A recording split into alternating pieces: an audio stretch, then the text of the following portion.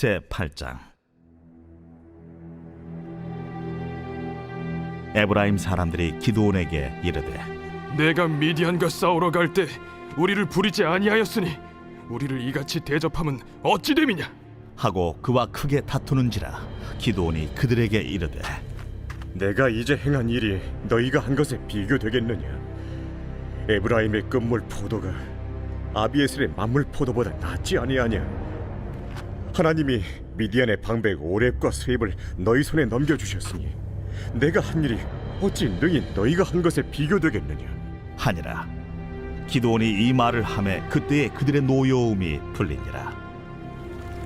기드온과 그와 함께한 자 300명이 요단강에 이르러 건너고 비록 피곤하나 추격하며 그가 숫곳 사람들에게 이르되, 나를 따르는 백성이 피곤하니 청하건대 그들에게 떡덩이를 주라. 나는 미디안의 왕들인 세바와 살문나의 뒤를 추격하고 있노라. 숫곳의 방백들이 이르되, 세바와 살문나의 손이 지금 내 손 안에 있다는 거냐? 어찌 우리가 내 군대에게 떡을 주겠느냐? 그러면 여호와께서 세바와 살문나를 내 손에 넘겨주신 후에 내가 들가시와 찔레로 너희 손을 찢으리라. 하고 거기서 분우엘로 올라가서 그들에게도 그같이 구한즉 분우엘 사람들의 대답도 숫곳 사람들의 대답과 같은지라. 기드온이 또 분우엘 사람들에게 말하여 이르되, 내가 평안히 돌아올 때 이 망대를 헐리라 하니라. 이때에 세바와 살문나가 갈골에 있는데 동방 사람의 모든 군대 중에 칼든 자 12만 명이 죽었고 그 남은 15,000명가량은 그들을 따라와서 거기에 있더라. 적군이 안심하고 있는 중에 기드온이 노바와 욕부와 동쪽 장막에 거주하는 자의 길로 올라가서 그 적진을 치니 세바와 살문나가 도망하는지라. 기드온이 그들의 뒤를 추격하여 미디안의 두 왕 세바와 살문나를 사로잡고 그 온 진영을 격파하니라. 요아스의 아들 기드온이 헤레스 비탈 전장에서 돌아오다가 숫곳 사람 중 한 소년을 잡아 그를 신문하매 그가 숫곳의 방백들과 장로들 77명을 그에게 적어준지라. 기드온이 숫곳 사람들에게 이르러 말하되, 너희가 전에 나를 희롱하여 이르기를 세바와 살문나의 손이 지금 내 손 안에 있다는 거냐? 어찌 우리가 내 피곤한 사람들에게 떡을 주겠느냐 한 그 세바와 살문나를 보라. 하고 그 성읍의 장로들을 붙잡아 들가시와 찔레로 숫곳 사람들을 징벌하고 분우엘 망대를 헐며 그 성읍 사람들을 죽이니라. 이에 그가 세바와 살문나에게 말하되, 너희가 다불에서 죽인 자들은 어떤 사람들이더냐? 그들이 너와 같아서 하나같이 왕자들의 모습과 같더라. 그들은 내 형제들이며 내 어머니 아들들이니라. 여호와께서 살아계심을 두고 맹세하노니 너희가 만일 그들을 살렸더라면 나도 너희를 죽이지 아니하였으리라. 하고 그의 맏아들 여델에게 이르되, 일어나 그들을 죽이라. 하였으나 그 소년이 그의 칼을 빼지 못하였으니 이는 아직 어려서 두려워함이었더라. 세바와 살문나가 이르되, 내가 일어나 우리를 치라. 사람이 어떠하면 그의 힘도 그러하니라. 하니 기드온이 일어나 세바와 살문나를 죽이고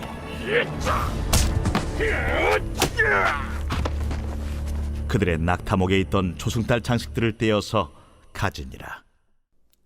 할렐루야. 오늘 하나님의 말씀은 사사기 8장 1절부터 21절 말씀입니다. 오늘 말씀의 제목은 쓸데없는 싸움입니다. 오늘도 삼국지 이야기로 말씀을 시작하고자 합니다. 삼국지에서 가장 악한 장수, 제후를 꼽으라고 한다면 동탁이라는 장수를 꼽을 수가 있습니다. 그는 나라가 혼란한 틈을 타서 권력을 잡고 막강한 무력으로 다른 이들을 억압하는 그런 정치를 했는데요. 멀쩡한 황제를 폐위시키고 불과 9살에 불과한 왕자를 황제로 세우고 섭정을 하는데 패악한 짓은 골라서 한 악한 제후입니다. 몇 가지만 예를 들면요. 반항하는 신하를 죽이는 것은 그냥 다반사고요. 날마다 궁으로 가서 마음에 드는 궁녀를 욕보이며 잠은 용상, 즉 황제의 자리에서 잤습니다. 심사도 너무 뒤틀린 자였는데 한 번은 도성 밖을 군사를 이끌고 나갔다고 합니다. 그때 봄이 완연해서 사람들이 꽃놀이를 하면서 즐거워하는데 그 모습 보고 동탁은 공연이 못마땅해진 겁니다. 뒤틀린 거죠. 그래서 농사철에 일은 안 하고 놀고 있는 저들은 도적대가 분명하니 모두 쓸어버려라 라고 말도 안 되는 명령을 내립니다. 순간 놀이터는 아수라장이 되고요. 죄가 없는 남자들은 다 죽었으며 재물은 빼앗기고 부녀자들은 약탈당합니다. 이런 일들이 비일비재했으니까 백성이 도탄에 빠진 것이 당연했죠. 이에 그를 대적하는 의의 무리들이 등장합니다. 다른 제후들이 반동탁 연합군을 만들어서 동탁을 벌하는 것을 결의했습니다. 그 중에 특출난 무장이 강동지역의 제후였던 송견이라는 장수였는데요. 그는 용력이 남다르고 지혜로운 장수라 선봉을 맡습니다. 그리고 그와 그의 부하 장수들은 동탁의 군대를 연전연파하며 승전보를 올리죠. 그런데 그를 시기하는 자가 등장합니다. 반동탁 연합군에서 보급을 맡고 있던 원술이라는 제후가 바로 그를 시기하게 되죠. 의를 위해 군대를 일으키지만 거기서도 서로 공을 탐합니다. 결국 원술이 군량을 대주지 않아서 손견은 대패하게 되고 정남이가 떨어져서 자신의 근거지인 강동으로 돌아가 버리는 사태가 일어납니다. 우리가 여기서 주목해야 되는 것은요. 의로운 일을 한다고 모두 의로운 자들이 아니라는 것입니다. 동탁을 징벌하는 것은 그 당시 분명히 의로운 일이었습니다. 그런데 그 가운데 손견과 원술의 다툼은 결코 의로운 일이 아니었죠. 이것을 우리 삶에 적용해보면 이렇습니다. 우리가 의로운 일을 한다고 해도 우리 존재 자체가 의로운 것은 아니라는 거죠. 더 세밀하게 말씀드리면 우리가 교회에서 교회 일을 한다고 해서 우리 존재가 의로운 것은 아닙니다. 우린 욕심 있고 욕망 있는 연약한 인간이기 때문에 무슨 일을 하는 것이 중요한 것이 아니에요. 물론 의로운 일을 해야겠죠. 무슨 일을 하는 것도 중요하지만 그것 이상으로 중요한 것이 그 일을 하는 가운데 누가 주인인가? 나는 겸허하게 주인 대신 하나님의 뜻을 따르고 있는가를 늘 고민해야 된다는 것입니다. 오늘 말씀의 서두를 보면 에브라임 지파가 사사 기드온에게 쓸데없이 시비를 거는 장면이 나옵니다. 사실 이스라엘 전 지파 중에 가장 강대한 세력을 가진 지파가 바로 에브라임과 유다 지파지요. 그 중에 에브라임은 처음부터 사사 기드온을 도왔던 것이 아닙니다. 기드온이 속한 지파는 므낫세고요. 그 중에서도 그는 작은 자라고 자신을 소개합니다. 게다가 6절 34절과 35절 말씀을 잘 살펴보면요. 기드온이 미디안과 싸우기를 결정하고 나팔을 불게 되자 처음에는 그의 가문인 아비에셀만 모입니다. 이에 그거 가지고 싸움이 안 되니까 사자들을 므낫세 땅 그리고 아셀과 스불론과 납달리에 보내게 되니까 그곳에서 기드온을 따릅니다. 그를 따르는 군대는 이스라엘의 주력인 유다와 에브라임이 빠져 있어요. 군소지파의 군대만으로 그는 미디안과의 싸움을 준비한 것입니다. 당연히 에브라임은 이 사태를 관망하고 있었을 것입니다. 그 절망적인 싸움에 끼어들기 싫은 거죠. 그런데 기드온이 이겼거든요. 말도 안 되는 전투에서 승리하니까 이제는 에브라임이 마음이 급해진 겁니다. 자신들이 리더 그룹인데 밀려나게 생긴 거거든요. 그래서 쓸데없는 주도권 싸움을 겁니다.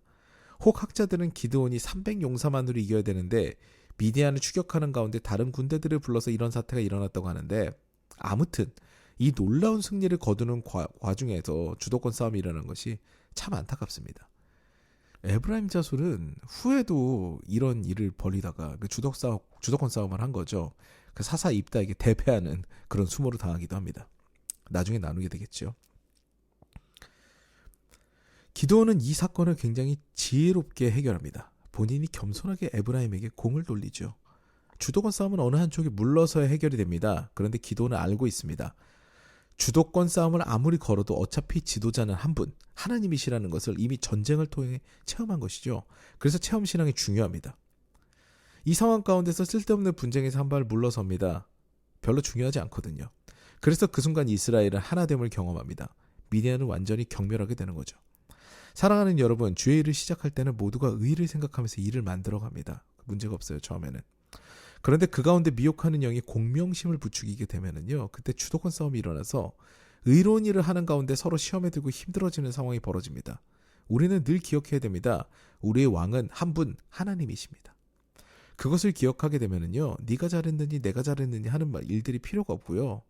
내가 이 자리를 맡느니 내가 이 일을 하느니 이런 것들이 필요가 없습니다. 서로가 서로를 세워주게 되고 서로가 서로를 도우며 하나님의 일을 만들어가는 그런 아름다운 공동체가 세워지게 되는 것이죠. 결국 모든 일은 다 하나님께서 하시거든요. 모든 일을 주님께 맡기고 그 일이 되어가는 것을 보면서 행복한 하루하루를 보내는 저와 더 사랑 가족 여러분 되시기를 주님의 이름으로 축원합니다. 이제 오늘도 우리 기도하는 시간을 갖겠는데요. 말씀을 생각하시면서 오늘도 잠잠하게 이 새벽에 주님 앞에 나아가서 생각나는 기도 제목을 두고 주님과 깊은 대화의 시간 기도하는 시간을 갖도록 하겠습니다.